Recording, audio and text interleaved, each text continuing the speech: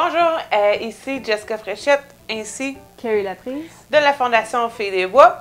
Ce matin, on voulait vous parler des orphelins, des animaux qu'on retrouve orphelins puis qui sont apportés dans les refuges.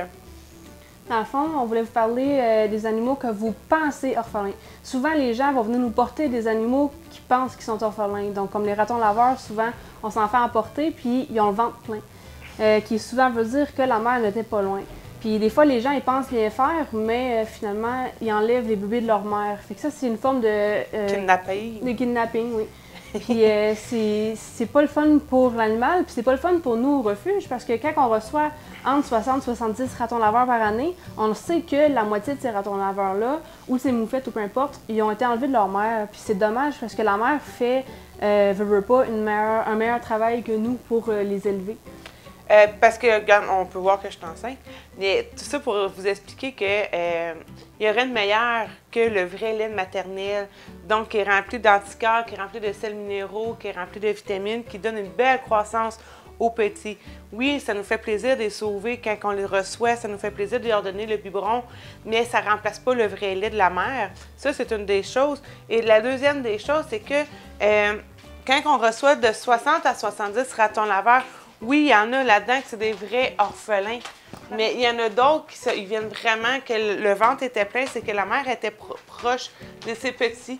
Mais il ne faut pas oublier que notre présence, quand que nous arrivons, on voit des ratons laveurs, « Ah, il n'y a pas de maman, fait que je vais prendre les bébés. » Non, c'est parce que vous avez fait fuir la maman. OK? Mais la maman va revenir.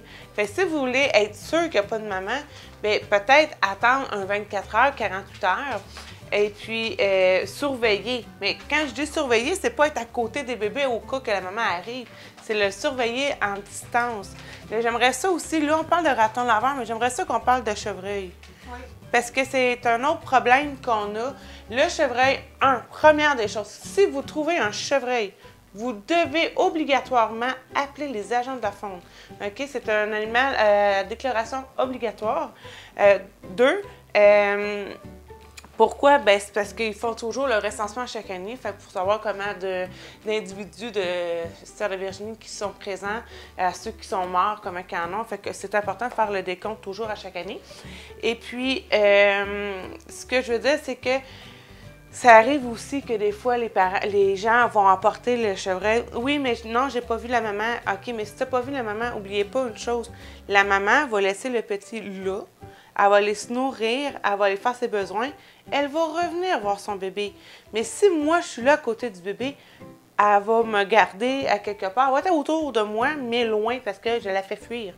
Et si moi, je touche au bébé, bien, je viens d'impliquer mon odeur, donc plus sévèrement préposé aux prédateurs, fait qu'il va être plus une proie facile. Donc, elle risque d'abandonner son bébé à ce moment-là. Fait qu'une des choses, ne pas toucher au bébé chevreuil, appelez les agents de la faune. Si vous êtes vraiment sûr que la maman est plus existante parce que, bon, elle est frappée sur le bord de la route, c'est des choses qu'on peut voir aussi, appelez les agents de la faune. C'est votre premier devoir à faire, c'est appeler les agents de la faune. En fait, on peut appeler les agents de la faune pour n'importe quel animal que vous trouvez. C'est eux les mieux placés pour vous dire quoi faire avec. C'est eux qui ont été formés pour en fait, donner des conseils quand on trouve un animal orphelin ou blessé même. Fait que c'est toujours par eux que nous, on va passer pour soigner un animal. Et aussi, on voulait vous parler d'une autre affaire qui est importante. Les gens, ils comprennent pas la différence entre sauver un animal et la loi de la nature. Il y a des animaux, parfois, qu'on se fait apporter, qui ont été attaqués par des animaux sauvages, comme je veux dire, des prédateurs comme des coyotes ou des ours. Puis on s'entend qu'un coyote, ça mange le cerf de Virginie. Fait que le cerf que vous allez nous apporter, qui a été attaqué, bien, il était supposé être de la nourriture pour le coyote pour ses bébés. Autant que le chevreuil a le droit de vivre, que le coyote a le droit de vivre. C'est la loi de la nature. Fait que c'est important de vraiment regarder le cas, parce que parfois on se fait apporter des animaux vraiment mal en point, qui étaient supposés justement être de la nourriture pour un animal sauvage, mais finalement cet animal-là, nous ne réussissons même pas à le sauver. Fait que cet animal-là, malheureusement, il sera même plus bon à manger pour n'importe quel animal, car il a pourri, car il y avait des vers ou peu importe. Fait que malheureusement, c'est comme, si on peut dire, un gaspille pour la nature. Oui, puis en fait, j'aime ça qu'on aborde le sujet parce que ça nous est arrivé par expérience quand c'était un chevreuil, un bébé chevreuil qui avait été croqué par soit un coyote, d'après moi c'est ça. Il y avait vraiment 2 trous là, vraiment profonds au niveau de la tête. Le monsieur, quand il nous l'a apporté 3 jours plus tard, à des journées qui faisaient plus 40, on s'entend qu'il y a des mouches, les mouches font des vers, c'était rempli de vers, donc le cerveau était touché. Une fois que c'est touché, il n'y a plus rien à faire. Fait que l'animal est décédé. Fait que c'est pour ça qu'on parle de cette expérience-là aussi. Et puis, je trouve important que oui, la loi de la nature, c'est vraiment primordial. Ça défait aussi le goût sanguinité. Fait que c'est pour ça qu'il faut toujours qu'il y ait des prédateurs par rapport à des animaux pour tenir la forêt en équilibre. J'aimerais ça que, oui, on parle d'orphelins, mais j'aimerais ça qu'on parle aussi d'une chose importante, parce que tu as apprivoisement, tu as domestique, puis tu as sauvage.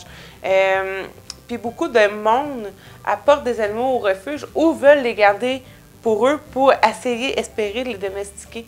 Pourrais-tu nous en parler un petit peu plus? Oui, en fait, les gens, ils veulent souvent garder un animal sauvage, puis ils disent qu'il a été domestiqué. Mais il y a une différence entre domestique et apprivoisé. Nous avons des loups qui sont apprivoisés, mais ils ne sont pas domestiques. Ils ont eu l'habitude avec les humains. Par contre, ils ne peuvent pas vivre avec les humains nécessairement. Ils ont vraiment un côté beaucoup plus sauvage qu'on ne peut pas faire en sorte qu'on ne peut pas les garder dans la maison. Autant les loups que les ratons laveurs, que les moufettes. Il y a beaucoup de gens qui s'essayent à les garder. Il y en a que ça fonctionne, mais il y en a plusieurs que les animaux vont se retourner au refuge parce qu'ils ne sont pas capables de les garder. Puis des fois, malheureusement, comme les ratons laveurs, là, on en a reçu qui avaient peut-être 1 ou 2 ans, mais qui pesaient 50, 60 livres, ils étaient obèses parce que les gens ne savent pas comment les garder. Puis un raton laveur, ça devient sauvage très vite, fait qu'ils les gardent dans les cages. Puis là, après l'hiver, ils vont venir super agressifs. Puis les gens ne réussissent même plus à les sortir ou à les nourrir. Fait que là, ces ratons laveurs-là, ben, ils ont une vie vraiment plate. Puis c'est vraiment malheureux parce qu'ils sont pris dans les cages toute leur vie. Je n'ai même pas un enclos, une cage. Des fois, c'est une cage d'oiseaux. Parce que moi, il faut que j'y aille travailler. Fait que j'ai mis une cage d'oiseaux.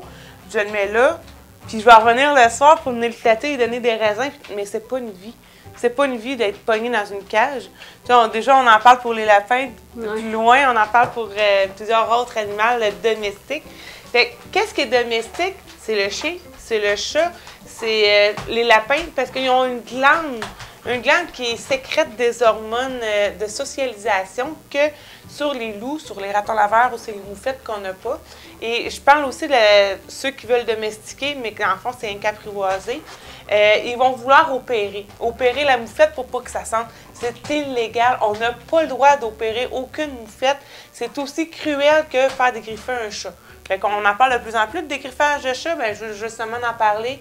Le déglandage de moufette, c'est comme la mutilation qu'on fait sur l'animal et le degré de mourir suite à l'intervention est grand ou sur des infections quelconques.